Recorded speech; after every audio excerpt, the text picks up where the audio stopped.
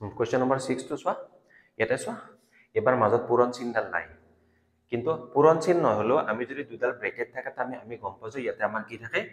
আমাৰ পূৰণ চিহ্ন থাকে থাকে না থাকে থাকে হ'ব আগৰ দৰে একে অংক এটা এক পদ ৰাশি হয়নে নহয় এটো কি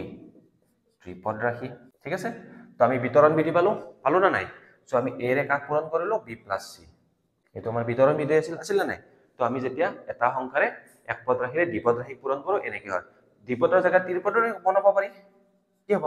মেইন উদ্দেশ্যটো কি আমাৰ যেটো এক পদ ৰাখি আছে সেইটোৰে ইহতক এটা এটাকে পূৰণ কৰিব লাগে তাৰ পিছত কি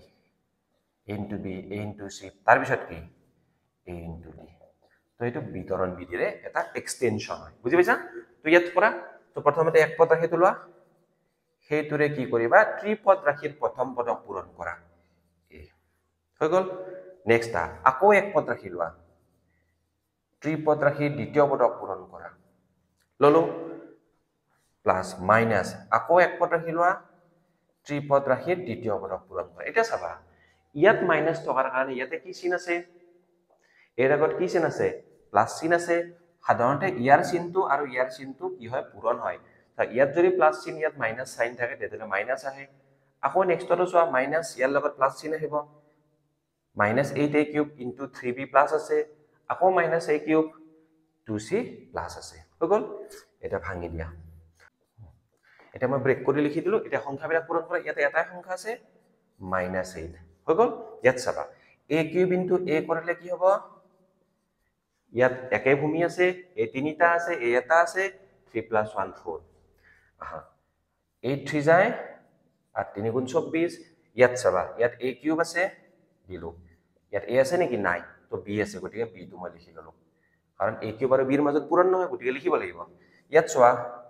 8 * 2 = 16 ইয়াতে a³ আছে ইয়াতে c আছে হৈ গল তো লিখি দিয়া -8a⁴ 24 এবিলাক কম্বাইন কৰা a³ b ইয়াতে 16 a³ c তো এইটো আমাৰ উত্তৰ হৈছে কিউব ইনটু a তাৰ মানে কি 3 + 1 4 হয় না এটো আমি ইউজ কৰিছো ইয়াতে এটো মন কৰিবা ইয়াতে তোমাৰ কনফিউজ নকৰিবা a³ ইনটু b সবা এটো বেলেগ চলক গটিকে দুহাতৰ মাজত পূৰণ ফল নহয় গটিকে আমি এটা এনেকে লিখি থব লাগিব হ'ব এই কোৱেশ্চন নম্বৰ 7 টো চাবা এটো হেকে আছে প্ৰথম এবাৰ দ্বিপদ ৰাশিটো প্ৰথমতে আছে এক পদ ৰাশিটো দ্বিতীয়তে আছে ঠিক আছে সবা এটো আমাৰ পূৰণৰ বিতৰণ বিধি আছিল প্ৰথমতে a * b + c = a * b + a * c তাৰ মানে প্ৰথমতে আমি কি কৰিছিল প্ৰথমতে এক পদ ৰাশি আছিল পিছত দ্বিপদ ৰাশিটোৰে পূৰণ হৈছিল হা এইবাৰে কি হৈছে হে একে বস্তুটো আছে এবাৰ আমাৰ কি আছে সে উল্টাকে আছে তাৰ মানে সবা দ্বিপদ ৰাশিটো আগত আছে b + c এক পদটো পিছৰ আছে হে একে কথা ইয়াৰ প্ৰথম ৰাশিটো চোৱা b ইয়াৰ লগত পূৰণ কৰা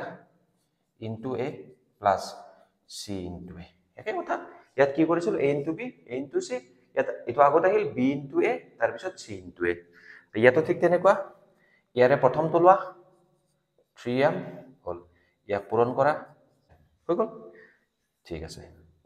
আকৌ ইয়াত কি আছে দ্বিতীয়টো লোৱা -2n ইয়াক পূৰণ কৰা হৈ গল ইয়াৰ প্ৰথম পদটোৰে ইয়াক কৰিব লাগিব আকৌ দ্বিতীয় পদটোৰেও কৰিব লাগিব এতিয়া হা ভাঙি দিয়া এটা কি আছে 3 * 2 6 আছে এটা প্লাস এটা মাইনাস গটিকে মাইনাস হ'ব আমি জানো যে প্লাস আৰু মাইনাস সাইন পূৰণ কৰিলে কি হয় মাইনাস হয় না ঠিক আছে তো 3 * 2 = 6 -6 তাৰ পিছত m আছে m লিখিয়া m² n লিখি দিয়া মাইনাস ইয়াত চোৱা 2 দুগুণ কিমান 4 আছে না 4 কিন্তু এবাৰ চাবা ইয়াতো মাইনাস সাইন আছে না নাই ইয়াতো মাইনাস সাইন মাইনাস আৰু মাইনাস পূৰণ কৰিলে কি হ'ব আমাৰ প্লাস হ'ব হল লিখিলো প্লাস 2 দুগুণ 4 আৰু প্লাস হল তাৰ মানে -2 * -2 +4 মাইনাস আৰু মাইনাস কৰিলে প্লাস হৈ যায় লিখিলো +4 হল তাৰ পিছত m² টো আগত লিখা n লিখা ইয়াত আৰু এটা n আছে এইটো n আৰু এইটো n -6 m আৰু m² পূৰণ কৰিলে কিমান হ'ব সূচকৰ নিয়ম মতে m³ হ'ব হয় না নহয় ইয়াতে ইয়াৰ ঘাত 1 আছে ইয়াৰ ঘাত 2 আছে 1 + 2 = 3 n লিখা প্লাস 4 ইয়াত চোৱা m স্কয়াৰৰ লগ নাই হৈ গল nত চোৱা n * n এটা সংখ্যা দুবাৰ পূৰণ কৰিলে কি হয় স্কয়াৰ হয় বাসূচকৰ নিয়ম মতে ক'ব পাৰো ইয়াৰ ঘাত 1 ইয়াৰ ঘাত 1 হয় না নহয় এটা চাবা 6 m আৰু n বেলেগ বেলেগ চলক m কিউব n ইয়াত চব m স্কয়াৰ n বেলেগ হয় না নহয় এই অংকটো চাবা তোমালোকে সো এটো কি পদ ৰাখি 1 2 3 তিনটা পদ আছে ত্ৰিপদ ৰাখিৰে আমি কি কৰো এক পদ ৰাখি পূৰণ কৰো হয় না নহয় এতিয়া এই যে আগৰ কোৱেশ্চনটো মই কলো a * b + c = a * b + a * c বা সেই কথাটো যদি উলটাই লিখো b + c * a এতিয়া মই এই কোৱেশ্চনটো এনেকে সলভ নকৰিব পাৰো কাৰণ কিয় চোৱা তোমালোকে এটা কথা মনত আছে নে এটো কি হয় পূৰণৰ ক্ৰম বিনিময় বিধি তাৰ মানে পূৰণে কি মানি চলে ক্ৰম বিনিময় বিধি মানি চলে এটা ক্ৰম বিনিময় বিধি মানে কি যেতিয়া তুমি দুটা সংখ্যা পূৰণ কৰিবা এবাৰ তুমি চোৱা প্ৰথম কি লিখিছিলা a লিখিছিলা দ্বিতীয়তে কি লিখিছা b লিখিছিলা তুমি কি কৰিলা এই প্ৰথমত লিখাটো ই প্ৰথমতে আছিল না নাই ইয়াতে ক'ত গল দ্বিতীয় স্থানত গল হয় না b চোৱা ই দ্বিতীয় স্থানত আছিল ই ক'ত গল ফাৰ্স্ট প্ৰথম স্থানত গল তাৰ মানে যেতিয়া এটা দুটা সংখ্যা পূৰণত কৰাত আমি কি কৰিব লাগিব হিয়তৰ স্থানবিলাক সলনি কৰো স্থানবিলাক সলনি কৰিলেও কি হয় পূৰণত মানবিলাক সলনি নহয় তাৰ মানে a * b b * a সমান কথাটো এনেকুৱা 2 পূৰণ 3 সমান 3 পূৰণ 2 2টো প্ৰথম স্থানত আছিল দ্বিতীয় স্থানত গল 3টো দ্বিতীয় স্থানত আছিল প্ৰথম স্থানত গল কিন্তু দুই ক্ষেত্ৰতে উত্তৰটো কি হ'ব 6 হ'ব গতিকে পূৰণে ক্ৰম বিনিময় বিধি মানি চলে আৰু সেই কাৰণে আমি কি কৰিব পাৰো এইটো এটা আমাৰ ৰাখি ত্ৰিপদ ৰাখি এইটো আমাৰ এক পদ ৰাখি এই অংকটো মই এনেকৈ লিখিব পাৰো আমাৰ কাৰণে শুদ্ধ বুজি পাইছা যেহেতু পূৰণে ক্ৰম বিনিময় বিধি মানি চলে প্ৰথম ৰাখিটো মই দ্বিতীয় স্থানত আনিব পাৰো দ্বিতীয় ৰাখিটো প্ৰথম স্থানত আনিব পাৰো নিজৰ সুবিধাৰ বাবে হৈ গল ঠিক আছে এতিয়া হে একে কথা So 11x ৰে গুটেটো পূৰণ কৰিবলে গুটেটো পূৰণ মানে কি এই 11x ৰে এই ত্ৰিপদ ৰাখিটোৰ এটা এটা পদক আমি সেপাৰেটলি পূৰণ কৰিম 11 * x 9 * x স্কয়াৰ 9 টো এনেকৈ লিখিলো হয় ইয়াত আহা 11 * x plus sorry into 4 * x লিখিলো সংখ্যাবিলাক একলগ কৰা 11 * 9 x * x square plus 11 * 4 x * x plus 11 * 3 * x হল সংখ্যাবিলাক পূৰণ কৰা 11 9 99 এটো কি হ'ব সূচকৰ নিয়ম মতে কি এটা x দুটা x তিনিটা x x³ 1 + 2 3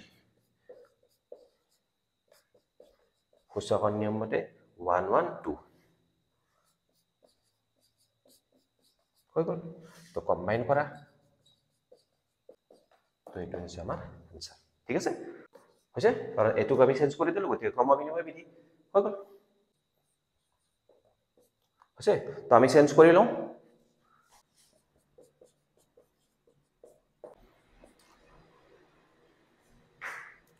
তোমালোকে চাবা তো এইটো এনেকে দিয়া আছে ত্ৰিপদ ৰাখি পূৰণ এক পদ ৰাখি মই কি কৰিলো উলুটাই দিলো এক পদ ৰাখিটো আগতে দিলো ত্ৰিপদ ৰাখিটো পিছত দিলো তেতিয়া আমাৰ পূৰণ কৰা সহজ হয় আৰু সেইকাৰণে এই চেঞ্জ কৰি দিয়াৰ কাৰণে মই এটা লিখি দিলো পূৰণৰ ক্ৰম বিনিময় বিধি তো ই বাহিৰত আছে গতিকে গুটে কিটাকে পূৰণ এই যেতিয়া -7b² ৰে মই এই ৰাখিটো পূৰণ কৰিম তো এই ৰাখিটো পূৰণ কৰাৰ অৰ্থ হল এই ৰাখিটো যিমানটা পদ আছে সকলো পদকে এই বাহিৰৰ পদটোৰে আমি পূৰণ কৰিব ৰাখিটোৰে পূৰণ So -7b² * 20a² লিখিলো আকৌ দিয়া চাবা -7b² * 20a² পূৰণ কৰিলো প্লাস আছে আকৌ -7b² * -3b² পূৰণ কৰিলো হয়নে নহয় তো দুটা মাইনাস পদ আছে -7b² ফেলে লিখিলো ইনটু -3b² আকৌ -7b² ইনটু ab হৈ গল ব্ৰেক কৰা ইয়াত কি লিখিলা -7 * 20 আগতে স্কয়াৰ আছে পূৰণ b² ইয়াত সব -7 আছে ইনটু -3 b² ইনটু b² ইয়াত আহা অকল 7 আছে এটো আগত লিখা বি স্কোয়ার ইন্টু বি হল 7 20 গুণ কিমান 140 এটা মাইনাস এটা প্লাস যদি পূৰণ কৰা হয় মাইনাস আমি কি পাম মাইনাস পাম হল এতিয়া চোৱা a স্কোয়াৰ আৰু b স্কোয়াৰ দুটাই বেলেগ চলক হয় নে নহয় দুটাৰ মাজত কি নহয় পূৰণ নহয় আচলতে a স্কোয়াৰ আৰু b স্কোয়াৰৰ মাজত কি কৰিব নোৱাৰি a স্কোয়াৰ আৰু b স্কোয়াৰ যেতিয়া পূৰণ কৰা যায় আচলতে পূৰণ নহয় এটাৰ চলকবিলাক বেলেগ গতিকে আমি কেনেকৈ লিখিম সিহঁতক a square in b square হিচাপে লিখিম ইয়াত চোৱা মাইনাস ইনটু মাইনাস আছে প্লাস 7 3 গুণ 21 b square into b square একেই চলক তো আমি b দুটা হলে আমি কি পাম b4 পাম হল ইয়াতে চোৱা 7 ইনটু a আকৌ b কেইটা আছে এবাৰ দুটা এবাৰ এটা গতিকে কি পালো মই চলকৰ নিয়ম মতে পালো b কিউব এতিয়া হা minus 140 a square b square 21 b to the power 4 7 ab cube তো এইটো হৈছে আমাৰ ইয়াৰ আনসাৰ সেম কোৱেশ্চন আছে নহয় এক পদ ৰাখি ত্ৰিপদ ৰাখি তো পূৰণ কৰিব লাগে তো আমি বিতৰণ বিধি এপ্লাই কৰিম বিতৰণ বিধি মতে কি আছে যেটো এক পদ ৰাখি আছে হেতুৰে আমি কি কৰিছো ত্ৰিপদ ৰাশিটো পূৰণ কৰিছো যেতিয়া আমি ত্ৰিপদ ৰাশিটো পূৰণ কৰিম সেই এক পদ ৰাশিৰে আমি ইয়াত থকা গোটেই কেইটা পদক এটা এটাকে পূৰণ কৰিব লাগে এইটোৰে প্ৰথম পদটোক তাৰ পিছত দ্বিতীয় পদটোক তাৰ পিছত তৃতীয় পদটোক হৈছে ঠিক আছে ভাঙি দিয়া এতিয়া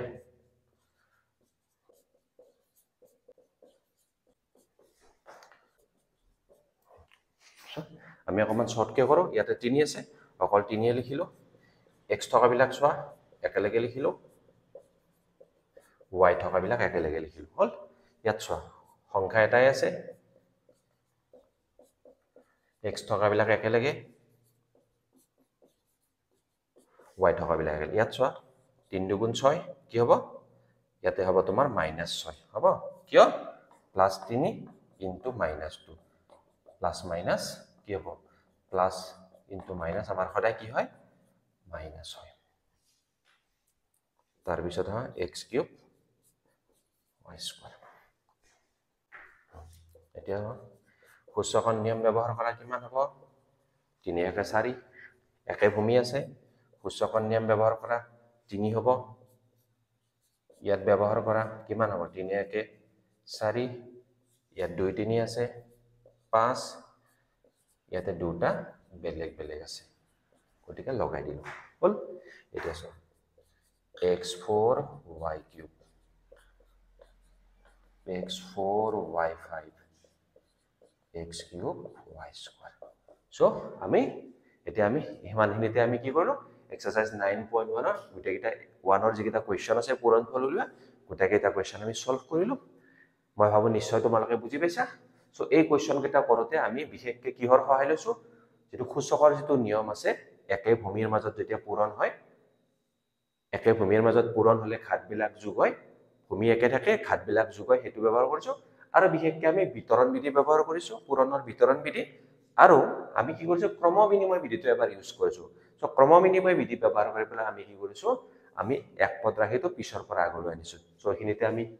নিশ্চয় ভাবিছো মই ভাবো নিশ্চয় তোমালোকে বুজি পাইছা কোৱেশ্চন কেইটা তোমালোকে সুন্দৰকৈ প্ৰেক্টিস কৰিবা আৰু তোমালোকৰ কামত আহিব কনসেপচনটো ভাল হ'ব আৰু এক্সামটো কামত আহিব ওকে সো যদি ভিডিওখিনি ভাল লাগিছে নিশ্চয় তোমালোকে লাইক কৰিবা সাবস্ক্ৰাইব কৰিবা চেনেলটো শেয়াৰ কৰিবা যাতে